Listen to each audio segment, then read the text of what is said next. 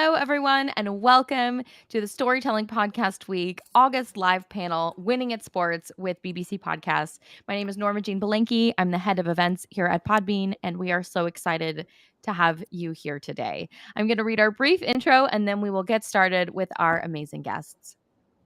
So, hello and welcome. Welcome back, everyone, to Storytelling Podcast Week and our August Roundtable, Winning at Sports with BBC Podcasts featuring Eliza Skinner of On the Podium and Chrystal Genesis of the upcoming Untold Legends Aura.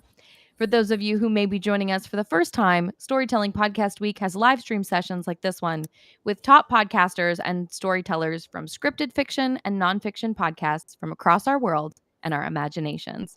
We also have exclusive recorded episodes on the Storytelling Podcast Week podcast and Podbean's official podcast, Podcasting Smarter. We are brought to you by Podbean. We're a podcast hosting and monetizing platform and home to over 600,000 podcasts. To start your podcast, head over to podbean.com today. Hello and welcome. Now we'll jump in. Hi, everybody. How's it going? Good. How are you? Very well. Good. We are so excited to have you both here today. So, just jumping in, for those who may not be familiar with you and your work, tell us about yourselves and how you each got into podcasting and the podcast that we'll be talking about today. Eliza, let's start with you and On the Podium. Great. I am Eliza Skinner. I am a comedian and comedy writer based out of LA. And I'm one of the co-hosts of On the Podium for the BBC World Service. And the way that I got into that is I had another podcast called Cool Playlist, which was all about music. It was me talking to musicians and mostly comedians, just other interesting creative people, and making playlists for very specific life moments and events, whatever, like taking your dog for a walk or wearing a new jacket. And I stopped doing that, but I guess people would listen to it. And I guess one of them was Joel Hammer from the BBC. And so when he was planning this new podcast, he contacted me and was like, do you want to host this podcast? And I was like, I know nothing about sports. And he was like, I do. I'll do that part. And I was like, okay. And it worked out. I would never have thought of it or thought of me for this, but he had a good idea. So that's how I got into this. Yeah. It's so interesting that you just talked about not having much like knowledge of sports, because that's exactly like me. So when I first saw this, I was thinking, oh, this is going to be like, how am I going to do this? But yeah, my background is in journalism. I studied it. I didn't really know what I wanted to do, but what I knew is that I liked talking to people and finding out what they were thinking, feeling. I could always sense the mood, So I was always interested in that, and I liked socializing as well, and a huge music fan as well. And I come from a kind of musical family, so sound has always been something that's quite natural. And I was actually at the BBC for about 8 years, working across local, national, and international news. Was in DC for a while.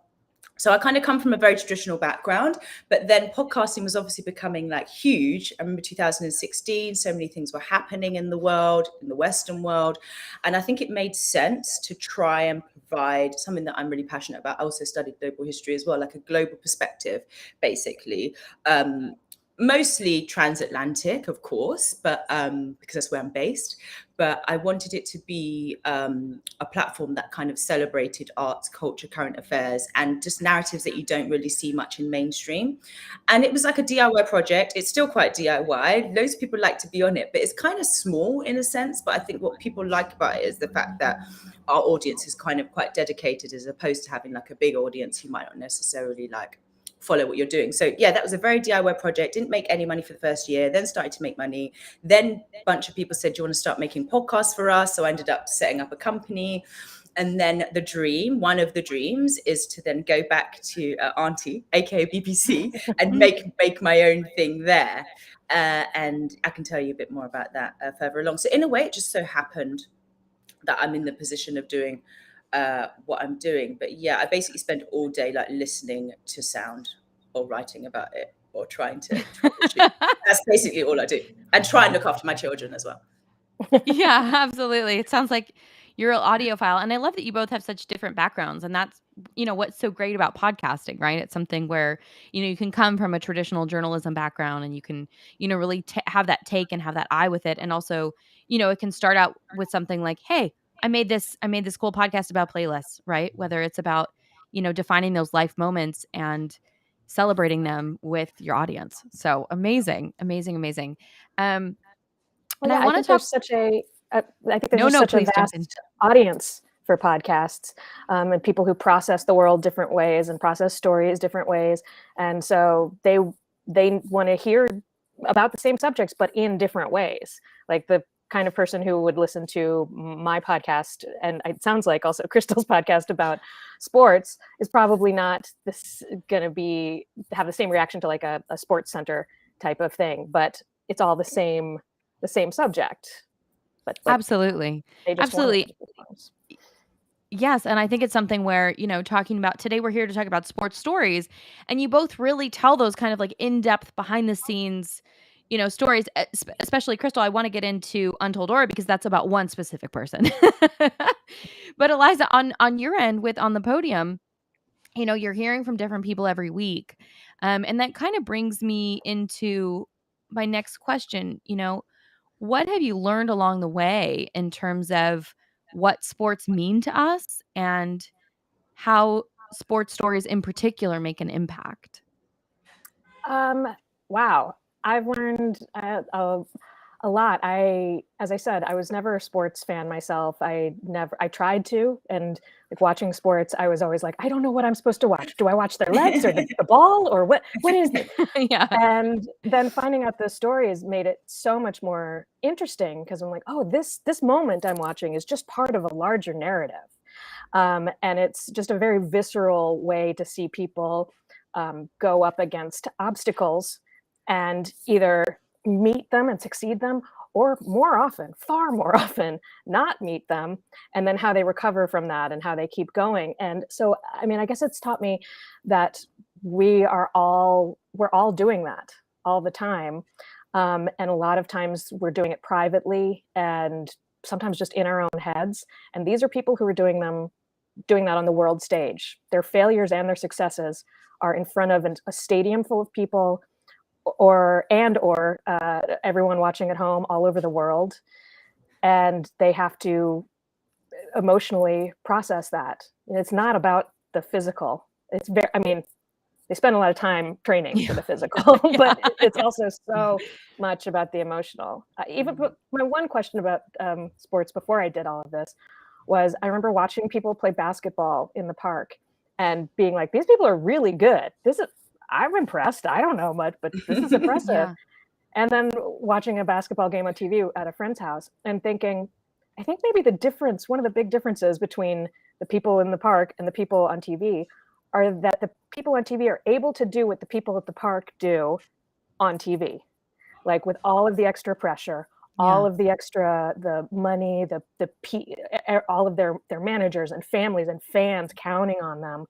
They're able to still perform just as cleanly.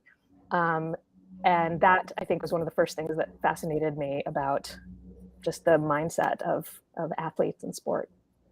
Absolutely. And you guys interview a lot of people on the Podium who, it's what I love about the show is that you really do get that greater narrative, right? You start with the moment, right?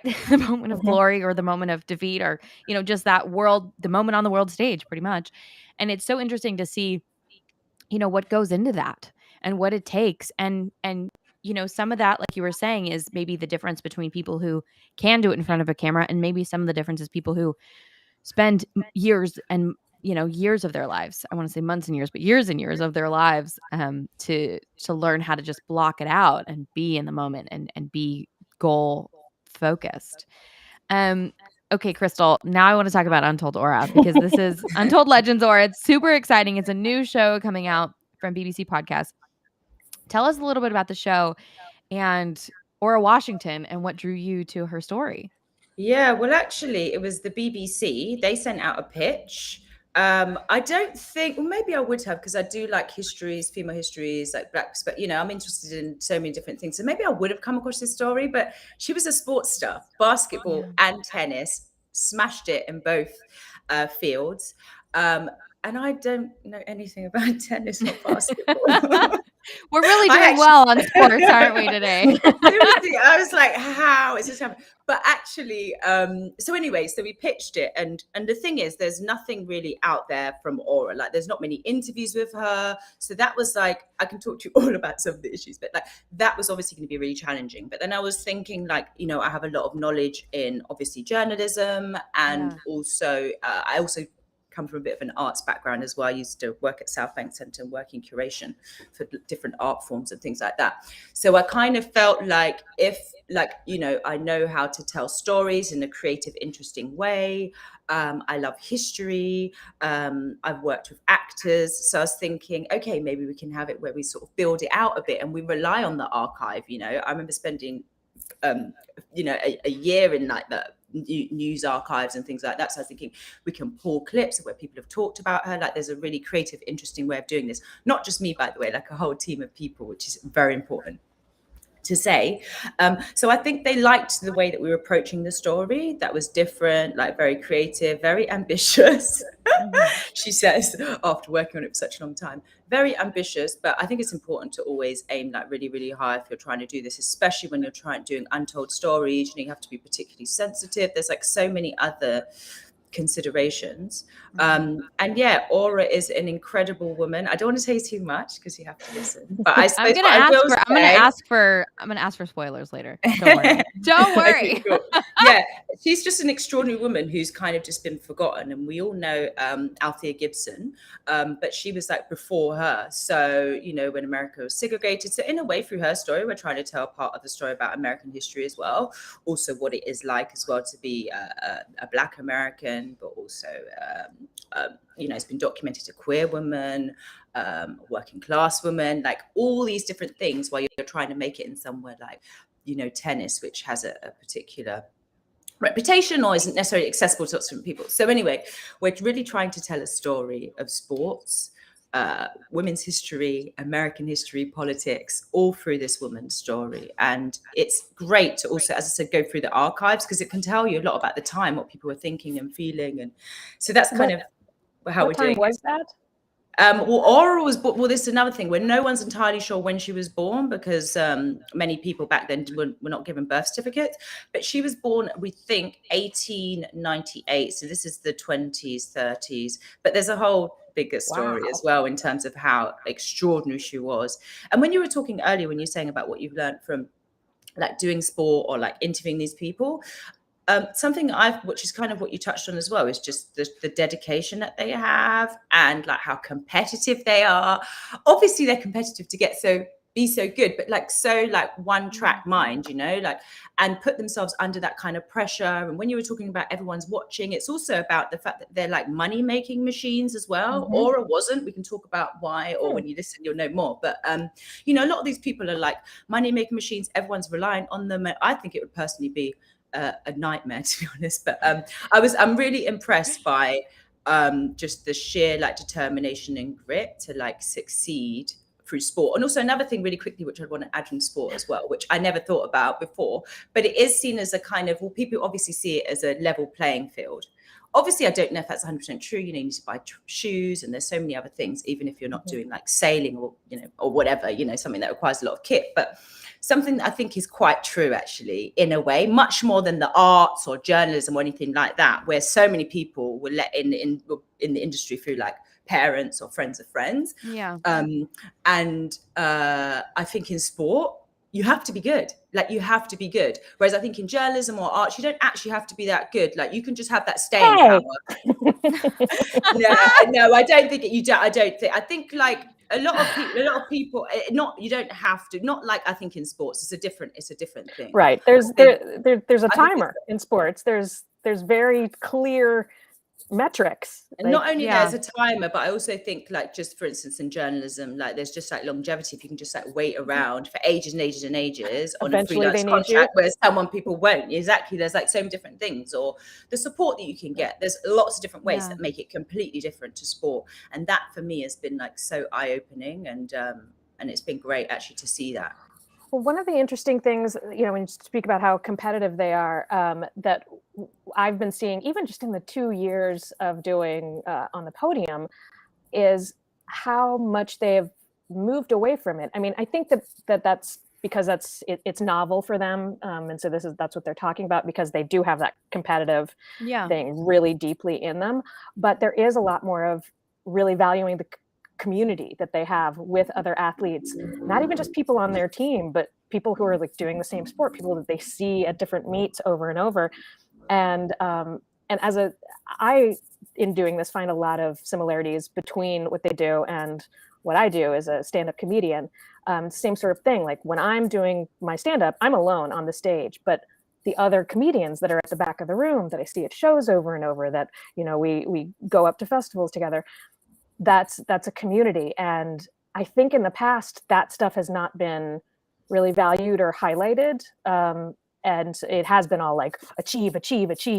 And now we're getting to a place where it's like, we also have to have a community and lift each other up, because we're the ones who know exactly what this is like. We know exactly how hard it is, and we know exactly how high the high. So I think that's been an interesting evolution that I've been able to see. Absolutely. And I love how you both speak to, I mean, it's really a meritocracy, right? When you talk about sports, it's the ultimate meritocracy. Whoever gets across the line first is the fastest, you know? It's really, it's very clear in that regard. But one of our, oh, sorry. No, please. Yeah. Well, one of the episodes that we did this season, I think it was the first one of the season, Gianmarco Tamberi, I think, had, he shared a gold medal with another competitor who he'd been, you know, they're best friends. They were in each other's weddings. They talk on the phone all the time, but they got down to this moment of, all right, we're to decide who gets the gold medal. We're going to need to go into another round, and they were the ones who were like, actually, could we just share this medal? Yeah. And we talked to him about, hey, there are a lot of people that kind of were upset about this, and they wanted to know who is the best. You guys should have taken it to the limit and figured out the very winner. And he was like, I understand it. I get that. They're right. But also, this was right too. So it was a really, really beautiful kind of gray area that people are finding. I find it absolutely. And I was just about to say, I love how you speak to the community aspect of it. You know, it's like even if it's a singular sport, you may be in it on your own, and even podcasting, right? It's you and the mic. But at the same time, it also speaks to the fact that everyone else in podcasting is also, you know, has that singular experience as well. And that in and of itself is a shared experience. Yeah, and I think the more that you acknowledge that, the more you can invest in it. I was watching, to get right off topic, Lizzo's series. Have you seen that? I haven't actually. Make Way for the Big Girls. Yes, it's the dancing competition. Yes. Yeah. I need to watch that. So good. It's a great show. I love it partly because they don't eliminate somebody every episode. They eliminate people when they need to be eliminated. But it's really about like finding the best, not pushing people in that forced elimination way. But the reason I bring it up is because you get to see Lizzo's team and how she works. And as a solo artist, she's somebody who, it looks like from the outside, wow, how can she do all of that? Right. And then you see like, oh, she can do all of that because she's assembled an amazing team and she lets them be her team. And she's so invested in that, it's allowed her to push herself along. I think there's a lot of these artistic pursuits that we think, oh, I got to be a lone wolf, because that's what you see from the outside. Just really quickly on that, as you've reminded me, that's another like tiny thing that I like about podcasting as well, is that they just make sure everyone gets a credit, even if they just listen to a mix, you know, listen to a podcast before it goes live. When I say a mix, and I think that's really, really important. And yeah, this team that I have was a big team, and I think it's much more generous compared to radio in that way. Like I remember like when I was in the newsroom and some people would be like, God, they've got so many people on those credits. And it's like, yeah, because you didn't include younger staff members because you didn't want to. Do you know what I mean? So I think like that's what I like. Again, podcasts is what it initially started off as. It's like so exciting and it's still open, you know, but it's like the people who were like different or had different ideas or didn't fit or have similar ideas of taste, they took out that space. And I think you can just tell just from the community that you do have in podcasting, you know, that it's just such a nicer, welcoming space. And anyway, it just reminded me when you were saying that. No, I love that. And that kind of segues into the second half of my question. So what have you each learned along the way in regard to podcasting in terms of production and storytelling? I could talk about this forever. We're just like almost finishing the mixes now. Do you know what? I think it's hard. I think that's the one thing. I do love challenges and like problem solving. Sometimes I'm like, maybe I'm kind of a bit addicted to it and I just need to like chill. But it's very challenging. Staffing is really challenging as well, like doing it during COVID, like you have illness, so many things that you can't prevent. Like so many things you can't prevent. I wouldn't even like go into it. So that like has an impact. Then you need to make sure you have your fact checkers, you've got your researchers. You know, it's all about just making sure that, or trying to make sure that, I suppose, everyone's as invested as you. But then it's hard, right? Because you're kind of like, no one's ever going to be invested as the person that like runs the company sort of thing. But there's that balance as well between like keeping everyone invested, but then trying to stick to the schedule. So there's like the people managing aspect, I think, is probably one of the most challenging because we're all different, right? We've all been managed badly. We've all been managed in a good way. And I think micromanage is probably one of the worst things ever. So I'm like sensitive to that. So people managing, I think, is one of the difficult ones. Budgets, always making sure you've got your contingency. Thank God budgets all been fine, although we've had to extend how long it takes in terms of the production. You know, there's lots of technical stuff like rights and, you know, you just make sure you've got a legal team that you can go to. Basically, you just have to be very organized. And it's a challenge because everyone comes to you to firefight. But when you listen to that show and you hear it and you hear all the work from the sound design to the archive to the newspaper clippings to the actors to the beautiful lines of script to our host tracking, you feel really proud and you feel so happy to have been part of it, you know. And again, I'm like one tiny person out of loads, a huge team. But yeah, that's what I would say. It's a lot. Well, kind of jumping off of what Chrystal said, I would say recognize what it is that you're good at and what you're not good at, and forgive yourself for it and address that. So like, I'm good at being on the mic. I am terrible at producing. So I need to get a producer, because for a long time I was like, I can do it all. And I just never got anything done because I would be like, I'm so dumb that I don't know how to do this part of it. And then once I started being like, all right, I need to find somebody to do those parts. Yeah. Everything moved so much faster. From the one that the podcast that I did on my own with my producer, Aristotle Acevedo, to the BBC one where I'm like, I could never do any of this stuff. It's such a gift to have all that production work. For other things, I would say I like treating guests like guests. And I think that's an important thing for people to remember. I've been a guest on podcasts and not been treated like a guest. And that's, you know, in the same way that you invite somebody into your home, you would want them to have a good time. You would want them to feel good being there. And I think that is a big part of hosting that people don't always think about. And also always keep a pad next to you and a pen. So you can make little notes so you don't interrupt anybody. You can remember what it was you wanted to say. Also, I can have alsos for days, just as Chrystal said, like this, I could be like, no, that's why we're here. Not to interrupt, but that's why we're here to have this conversation. All right, well, I'll keep going then. I would say there are a wealth of stories out there that have not been told. Again, Chrystal kind of touched on this because for so long, one kind of story was being told. A story about straight white men who are already famous, or anybody who's already famous, because that's going to get clicks. But that means that there are all of these stories just sitting around waiting for somebody to find them and be like, have you heard about this person? Oh my gosh, this is wild what they've been able to do.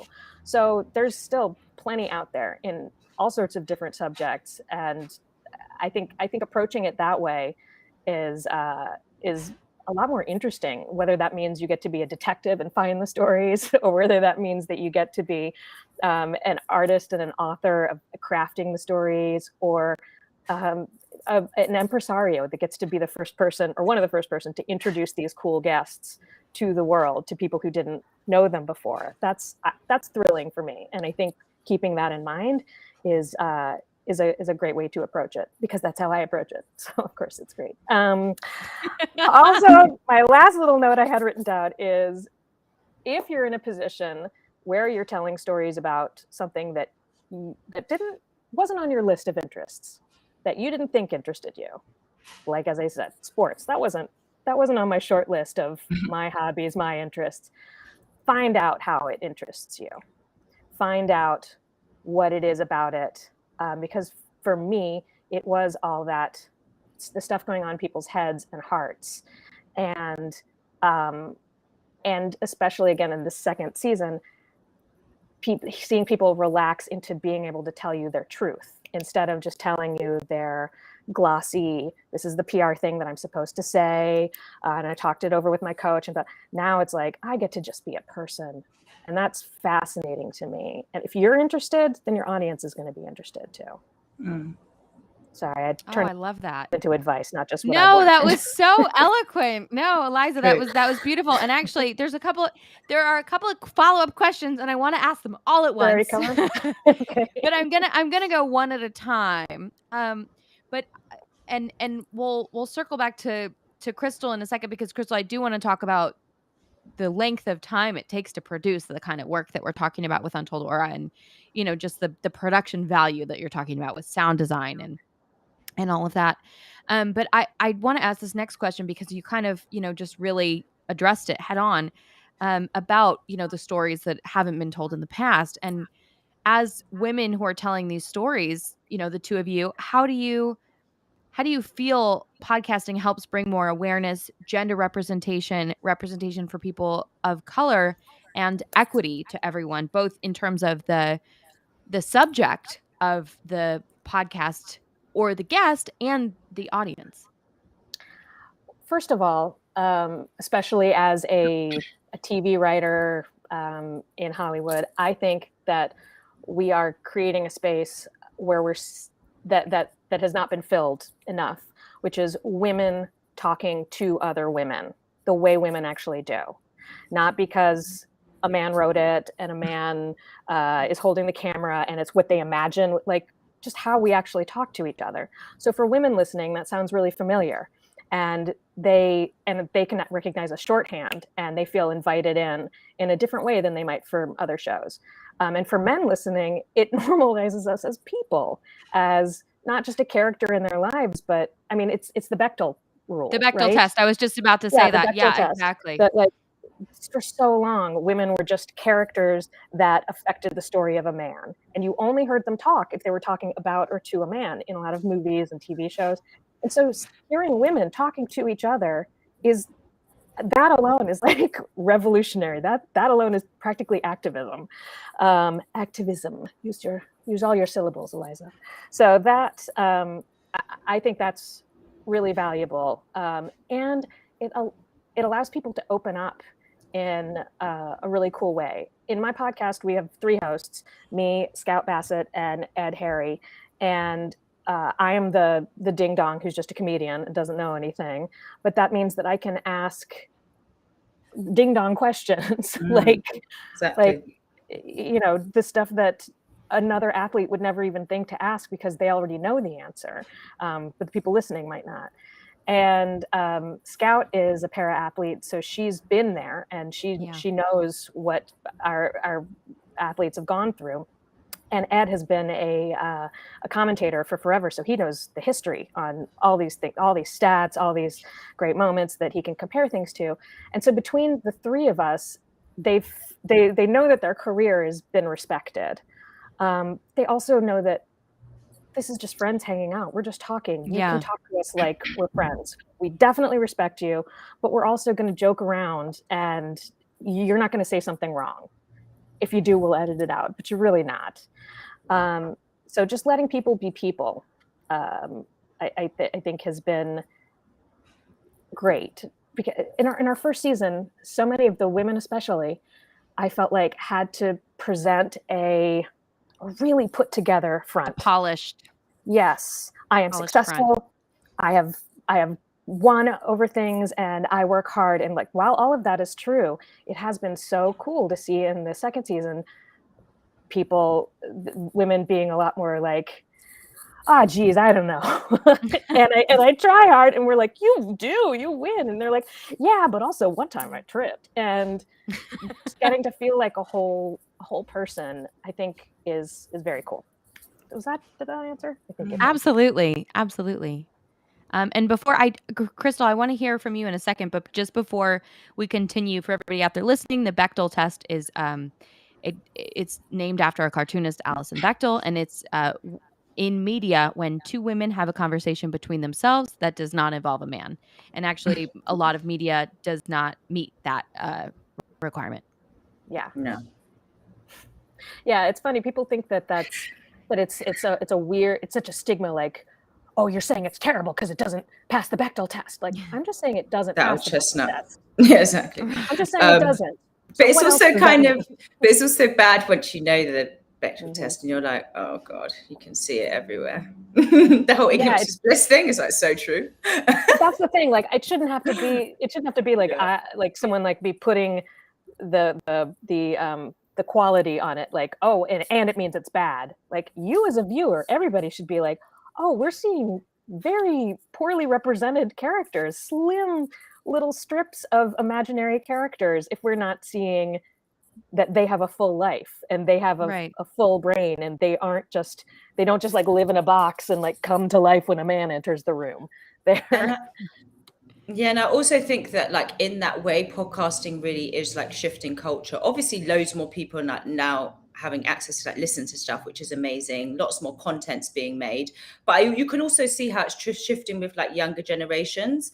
There's been data, but also even if I just look at like something like my children, if they watch a film, they're 7 and nearly 11, and there might not be any people of color in it or like many women, for instance, they'll be like, where are they? I don't want to watch this, or it doesn't seem that good, or like they want to be able to see different types of like ways of telling stories and different types of people in, you know, unlikely narrators. Like they just want to see it. I think they just know it feels a bit jarring, just like how in a way for me in journalism kind of early on, actually, maybe just because I don't know, it's just like natural for me to think in that way, maybe my background, where I come from, whatever, but like I would always think it sounds weird when you just hear the male voice on a news show and just the male voice.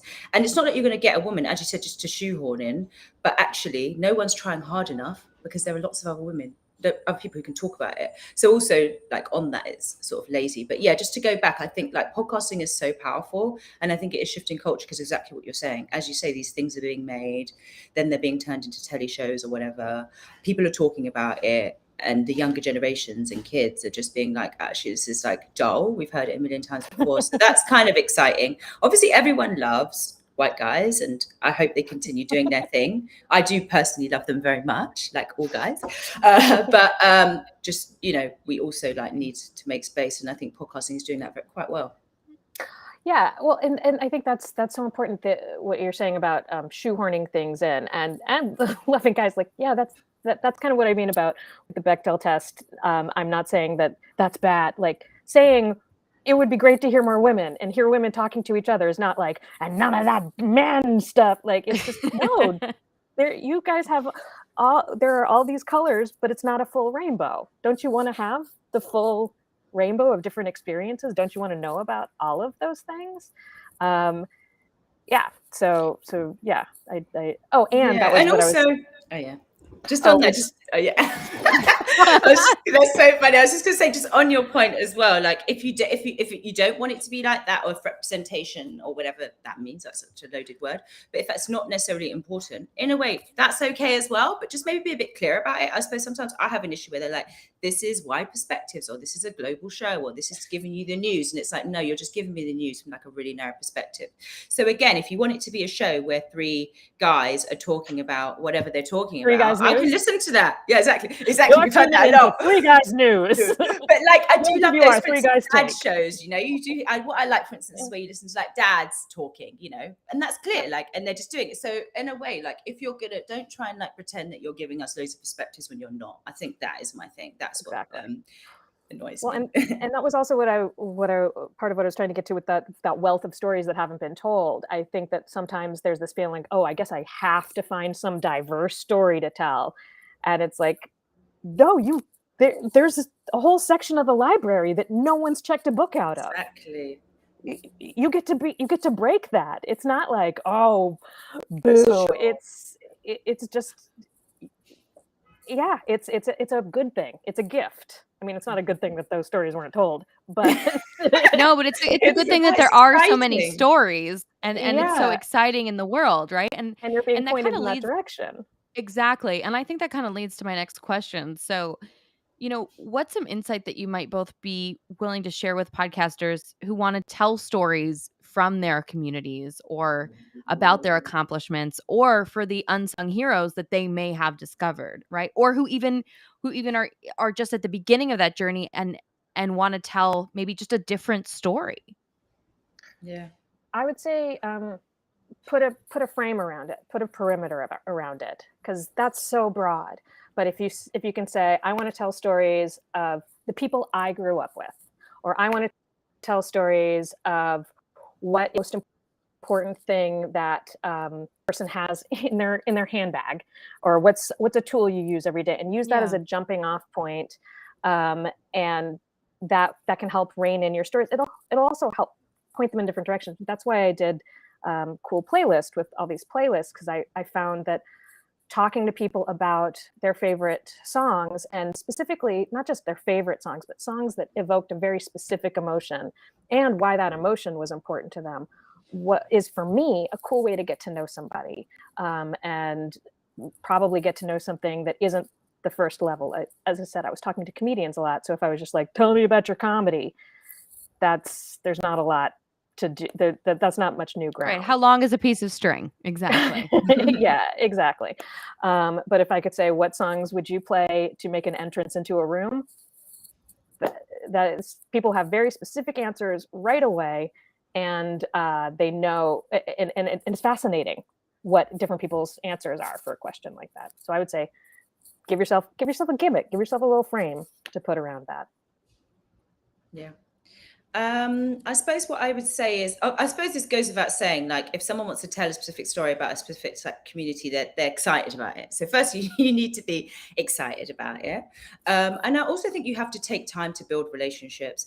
I think that's another thing. And maybe it's a journalistic thing as well, where everyone's like, right, there's a deadline to this. I live off deadlines. So I'm not trying to say I'm not anti that, but you have to take your time. No, she said it. For Chrystal lots does of not like people- deadlines. No, no. Oh my God, no, I love it. If no one gives me a deadline, then you might never get like your feedback on that edit. So no, that like my whole life is so ridiculously organized like that. But I mean, like, if you have to take your time and don't try and rush everything. Like, don't set yourself up with a deadline before you know exactly what the story is going to be. I think maybe Eliza was talking about this earlier. Like, I think it's good when you're saying the framing, I'm thinking about it in a different sense. Like, also just crunch at what you're trying to do. Like, just do a bit of free writing, 500 words, and just keep on reducing it. It's a skill as well. And that's a skill that you should use. And it's important as well when you're telling stories. Like, what exactly are you trying to say? Also, be open to tweaking it as well, because you might have lots of voices and they say something that's like completely like that you never thought, or you'd never heard of, or you didn't think about when you're writing your outline, or like whatever. So be flexible and do you know what? This sounds cheesy, but I also think people react really well if you're genuine, actually. Absolutely. And they know you're not Absolutely. being a bit of a scumbag, because actually so many people are, you know what I mean? So many people just like, or, you know, you can tell if someone, maybe it feeds into what you were saying when you're talking about being interviewed, which that annoys me, you know, when you say things like that, because people should treat you as a guest. And like, it made me think, maybe some people, when they're being interviewed, like, they know when someone is not being nice or when someone's being dismissive, you know, and you see those news sort of clips, you know, of like a bumbling presenter who hasn't read the brief properly or something. So like, I think, you know, people respond really well if you're just genuine and you're interested and you care about like what they're saying. Or I'm not trying to say like you want to say, you know, just make everyone come across as perfect when they're not. I'm not saying that, but just treat people with respect. And I think you get it, and just always be respectful, even when a guest is being horrible or being a bit rude or they're grumpy. Like, it's always important to maintain that professionalism. And then also just seek advice from lots of people. Like, you know, if someone's listening to this and they're like, oh, Eliza and Chrystal sound interesting, like, why not try and contact us? Yeah, okay, it might take us like a week or so to like get back to an email just because we've got 15,000. That's another thing. Don't take it personally, but also just like come with your questions. Like, what do you want to know? So like ask people who are doing stuff that you're kind of interested in. But I think the key thing is the relationships and the tape. Obviously, you need people to turn that into an idea, and production is a whole different thing, but you can get people who've got skills in that. The voices, you want the voices, you need to be able to get those voices to commit to you and believe in you. And then you just get amazing tape. Once you've got great tape, there's so many ways to tell a story, you know? So I suppose that's I what love I'd how say. excited you are about finding the different ways. Like, you could just see on your I face, love finding you got the ways to tape, do. and you can do so many Do you know things what? with it. You can do like there's so many things that has not been done at all. I've got a bank of it's just stuff that, like, before I go to, but you know, actually now I'm like, oh god, now I sound like a workaholic. I'm not, but like ideas come to me all the time. They might not necessarily be formed, but if I'm someone who's like in the industry and has those ideas, imagine so many people, which again is why podcasting is good, who like aren't and can see things that I can't see. And there's so many things, even if you think about the drama, for instance, there's so many incredible dramas that you can do. There's so many ways to tell relationship podcasts that we haven't done, dating podcasts that we haven't done. There's so much. And I think that's exciting, definitely. Yeah. I mean, and just to clarify, when I say like I've been on podcasts where I was not treated like a guest, there are a lot of podcasts out there that are like, debate me. We're going to debate it. And of course, when they book you, they don't say that. They're not like, I'd like you to come on my podcast so I can challenge you about your beliefs on, you know, bodily autonomy or Eliza, I independence. challenge you to an interview. Yeah.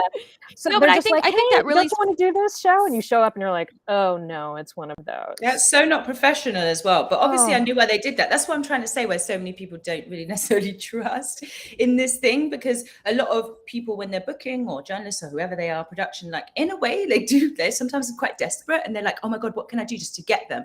And it's like, just be honest and you'll be able to get what you want, and just keep on working through it. And I think that was probably it. They just wanted to get you to confirm. Well, and the related thing is, know that when you're booking people, I would think especially women and marginalized people, like that they have been in that situation frequently. Exactly. So they might be a little guarded when you're interviewing them. They might be like, is this going to be one of those things where I get stuff thrown at me and have to see how to dodge it? So that's another reason why I'm like, try to be so welcoming and like, hey, we're going to be friends. We're not going to say, no, you're wrong, prove it. We want your perspective. Yeah, and I think also, I mean, there is something to be said for making sure people feel comfortable, because, I mean, as a host or producer, that's really when you're going to get the gold, right? That's when you're going to, you know, in sports terms, that's when you're going to get the gold, right? That's when you're going to get that amazing, you know, like you were saying, Chrystal, when you've got good tape, you can do anything with it. And I do actually, now is the time I want to hear about Untold Legends, Aura. we have reached the full circle moment, because you've mentioned a couple of times about the production timeline and how much work has gone into this show. So I don't want to ask for any spoilers, but I'm asking for spoilers. And so tell us a little bit about what the production has been like, and what it's been like to we'll just start there. Tell us a little bit about what that production has been like, because we're looking at, you know, really high quality production, many different facets and aspects, whether it's sound design, you know, whether it's host tracks, all that kind of stuff. Yeah, God, I'm just trying to think where to start. So it's been like just over a year working on it, but we've kind of factored in over a year, but we factored in, obviously because of that, we had like lots of different illness, and we've had a lot of that, I suppose. God, I'm just trying to think like where to start. It's just a whole operation. And you just have to think about a lot. So I obviously run the company and I was exec producing it. So yeah, I'm just trying to think where to like start with all of this. So let's start at the point, because I want to talk next with both of you about working with BBC, because for so many podcasters, that's such a big dream. Exactly. But let's start. Okay, so you said that, you know, BBC had put out a call and you had submitted a pitch, you'd won the bid. Yeah. And at that point, where do you start? Just At that if point, you can give us okay, the yeah, cliff of notes at course. this point, because I Yeah, think people want to know what that sure. process is So like. you have to do a lot of research. We did so much research. Our research was like so deep. It's like unbelievable. It's unbelievable, and it's so great. And I think that's why we were able to tell the stories. But that takes a lot of time, literally going in the weeds of, like, as I said, newspaper archives, like interviews, like journal articles, but also what people are saying on Twitter, like watching documentaries about similar people. When I say similar, I mean like maybe at the same time, or also like looking at the history books, looking at what was happening at the time, like politically as well. Like, this is how I think anyway. And then also you want to get the actors and you know how to do that. So firstly, I suppose you do a lot of research. Then you need to do like outlines, which people who don't know, it's like rough beats of a story. Like, it's TV, right, Eliza? It's kind of a TV thing. Yeah. And so you kind of write down like how many acts or scenes. You're storyboarding at that point. Exactly. How you're going to tell the story. Then you get your tape. Then you start doing scripting. Leo Chorney's were involved, sort of tag team-ish in that. And then, you know, you need a fact checker. You need to check with the client. We had a story editor. So like, you need to factor in all this. Everyone needs time as well to like feed in, you know. You can't just say to the BBC, you've got 24 hours to like read this 30-page script and give me all your feedback on what you think. So the client will basically like also be involved in it, not too much at all, but like they'll question things, which I think you need as well, you know. So it's the sort of stuff that you might miss when you're so like in the project. Not that I was as in it as the producers, for instance, but I'm happy with that. I like that. And they all work in radio and you know, come from radio background, and some of them I've known as well from like when we were like really young. So I'm sort of fine with that, and I've done a lot of client type work. And also around that time, you're also thinking about sound design. So you're getting a composer, then you're also having additional music, you know, to like what sort of emotions are we going to portray? You know, this is, as I said, it's just like so big. But it's exciting, as I said. It's exciting, but it is a lot. But you just love it. You're kind of, it's a bit of an addiction, I think, like working in these kinds of industries, like working in sound, interviewing people, like hearing their stories. Like, as I said, sometimes I just get so fed up with journalism. I'm like, I want to leave, you know?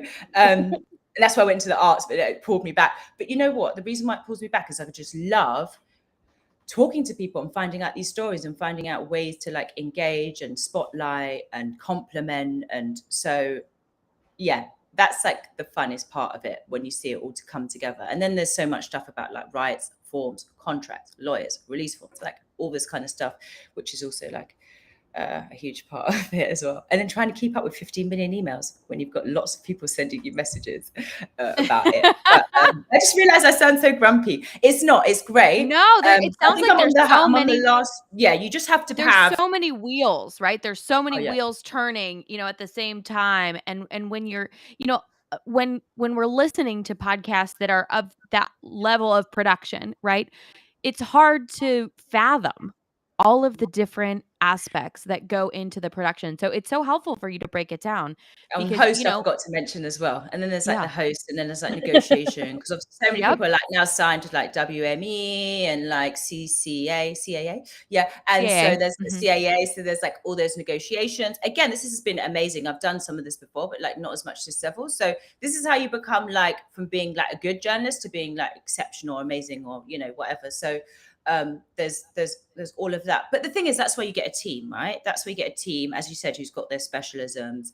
And then whenever you just need to also be thinking ahead all the time as well, right? Like, say if that person can't deliver, or say if there's an issue here, or say if the interview doesn't come, you know, you need to then be thinking, okay, how can I sort that out? Would I need to bring in another person to help the team? Do I need to tell the client, look, we need a couple more days? Like, okay, do I really need to seriously have a conversation with this person? Like, do you know what I mean? There's like so much stuff that you really need to be thinking about. And then, as I said, then there's the talent side, the host side, which is, and you guys have a pretty big host. Yeah, Renee Montgomery. Yeah, That's she's a right. WNBA champion. She co-runs Atlanta Dream, women's basketball team, and she's an activist, a podcaster. She's fantastic. So yeah, no, it's definitely one of those things where the level of the production is, you know, just hearing you talk about it There's so many elements there, right? Whether it's host, whether it's composers, whether it's release forms, whether it's legal.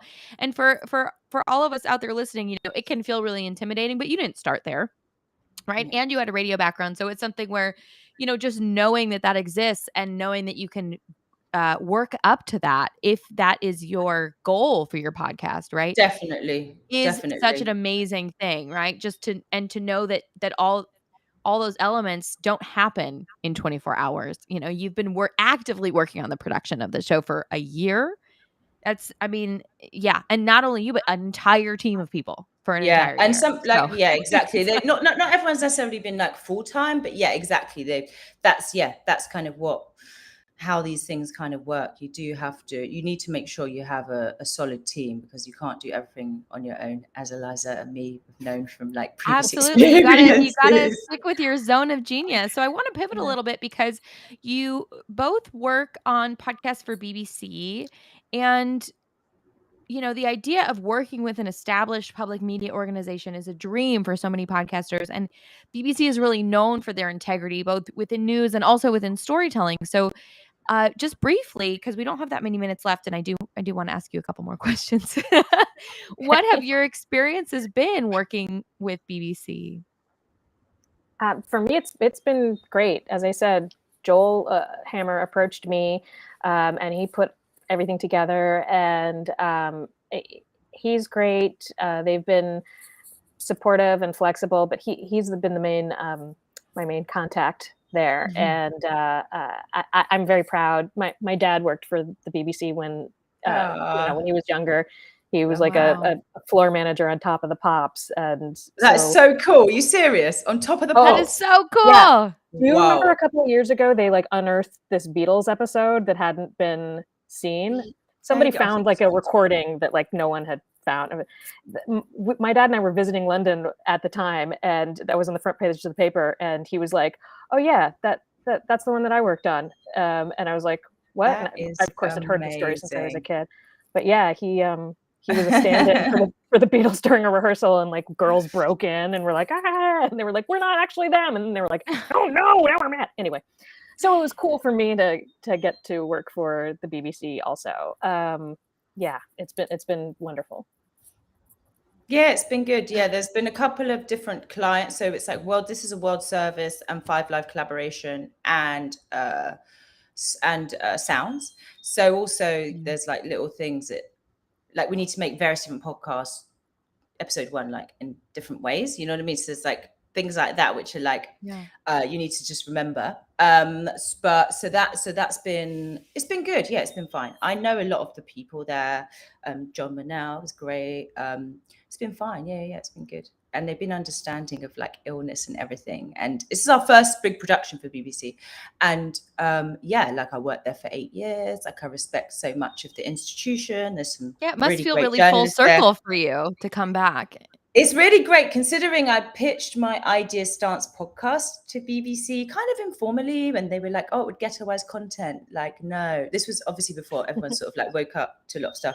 So yeah, in that way, it's really cool. I'm like, wow, it's not a kind of look at me now. It's not even about that. It's just about, I knew I was right.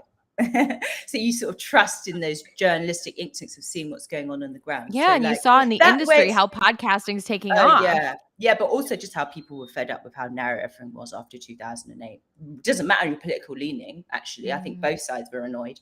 So yeah, it's been nice. It's been good. And yeah, it's obviously been a challenging first project, but I'm glad that I've started in this way, because I'm sure it can only get easier for other projects that I do.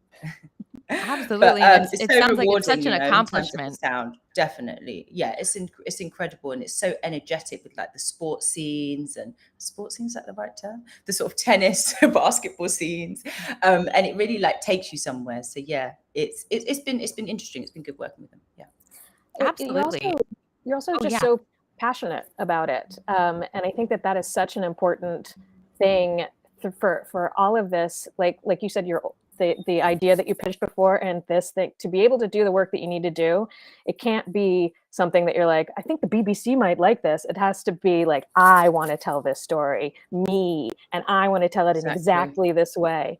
And that's having that core is it makes for an exciting project. I can't wait to listen to it. So Oh, you Yeah, being that liked it. purpose No, you're driven. I right. know. We're all so excited. And the trailer is actually out, and I believe the first episode is August 30th. So, or August 30th. Yeah, the trailer's coming out next week. The trailer will be coming out early August, and then a month later, the podcast will be coming out. So But get ready. yeah. This is super exciting. We're all very excited about it. So I want to ask you both about some highlights. I mean, Chrystal, you can't really share favorite episodes now, can you? It's a bit behind lock and key, but can you give us any sneak peeks of, moments or even moments in Ora Washington's journey that just kind of, blew Yeah. you away or made an Yeah. impact? What I can tell you is we do have a picture where she basically she goes into oh, maybe this is too much. No, I'll tell you, it's fine. She goes into retirement and then comes back when she's like much older and smashes it. And there's a picture of her with like younger team members, and she like visibly like just looks so much older. But she came back because I think people were saying that she wasn't good enough or something, which ties into the competitive thing, you know. So that is really great. And yeah, there's a surprise in 7. And I think there's lovely bits where we really like paint a picture of what it was like living, for instance, in Philadelphia, which is where she moved from the South. And that's how she got into sport, started late as well. So I like that bit as well, where we like paint a picture of like what it was like. And again, like what is really important to me is like what was happening in America at that time as well, not just within the Black community, not just within women getting more rights and things like that. Just generally, because that's another thing as well. Some people are like, oh, if you can do a story about a Black person, like you have to focus on everything connecting to being Black. Like, no, we can also tell stories and tell it in a really, really wide way of American culture and history through this woman. And so that's what you really get. Those are the moments that I like, which really appeal to like my like history and love of. Sorry, that is a really annoying noise right now. You can hear. yeah, I mean, why not? You tell other stories have been told from other perspectives. Why not tell the story of the world from this perspective also? Exactly. That's more, I think more And people through need to the do. We need to be lens, more confident in of that. that one person's journey. Absolutely. Yeah. Because it's still, whatever world events are happening at the time are still going to be relevant. They're going to be relevant through the lens of that specific person's journey. So I love that you said that. I think it's really important in terms of storytelling and factoring that in. Eliza, we've got a couple more minutes. Favorite episodes of On the Podium? Not to name your favorite children. Yeah, they're all so different, and I kind of love them all as a group because they're so different. You hear such different stories. From this past season, Raven Saunders was really cool. She's a shot putter, and she was very open talking about some of her mental health struggles and how that led to her making a real statement on the podium, which is tricky to do with the Olympics. They don't want political statements on the podium. So the people who have done that, it's a fine line that they have to find to express themselves. So I really liked her, and yeah, so many people. Yana Pittman last season, Oksana Masters, who was a Paralympian in like multiple sports, and she was born in Chernobyl, so and then adopted into America. She has, I mean, these stories are chock full of so many fascinating and unique details that like other people have not gone through. All of the I can't wait to listen to yours. I can't wait to listen to yours. And also Chernobyl, really quickly, so not relevant. Wasn't that an amazing series as well? Do you remember the series? Oh yeah, Chernobyl. Wow, so good. Anyway, sorry. No, it's TV shows. So I was actually going to ask you both what my next question for you is, what podcasts are you both fans of? I am a big fan of You Must Remember This, which is a podcast about the history in mostly the 20th century, I believe, of the movie industry. And the host does a lot of cool stuff with actors and sound cues and interesting storytelling stuff, and looks at these older stories through the lens of today. So they do feel really relevant. It's not just kind of dusty history.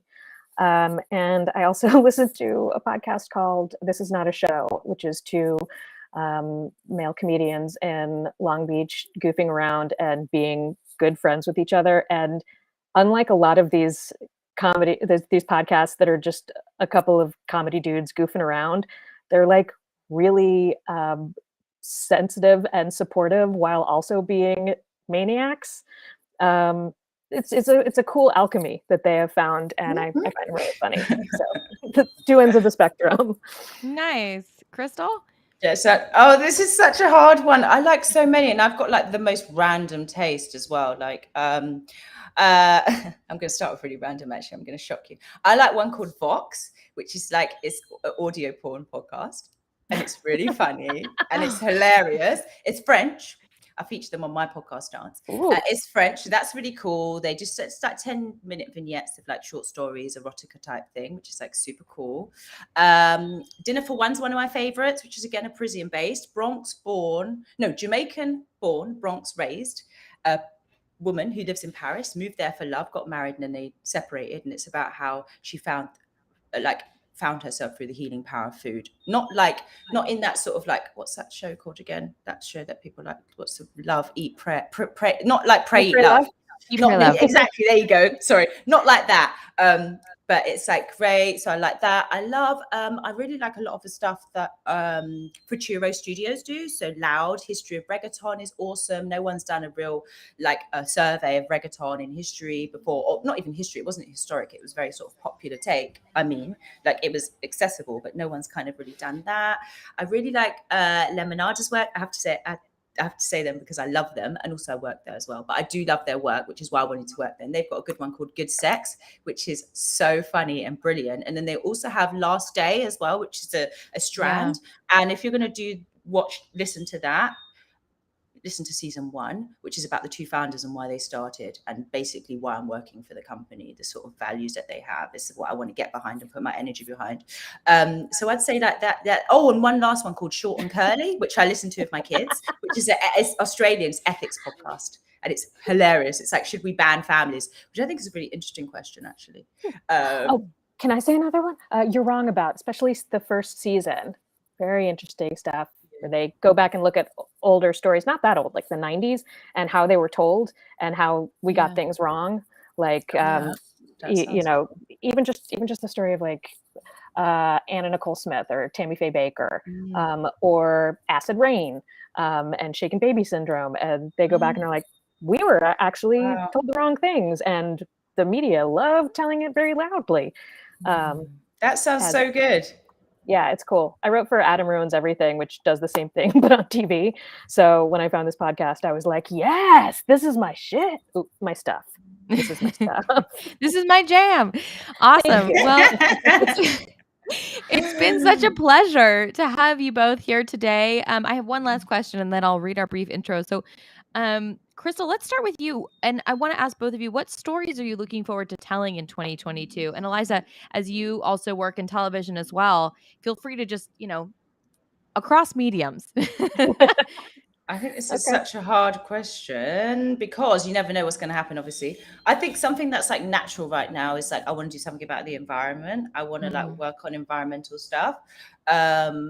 And again, there's so many lovely, you can even hear so many great sounds, and not like doom and gloom approach, but also like crazy optimistic, which is like not helpful, more like solutions based. So I'm interested in that. Still want to continue doing narrative, what would be narrative, the environmental ones, but like still very much interested in like first person narrative, storytelling, big societal topics, but also like love fun, like love fun and love to have a laugh. So anything that involves like having a laugh, not in a mean way or snooty way, I'm on it. So kind of that's what I'm thinking about. And obviously I'm always thinking about drama and acting and like, how could you do something really out there and wacky that would like touch a lot of people? But that's it, really. Always think about food stuff, but yeah, anything surrounding food.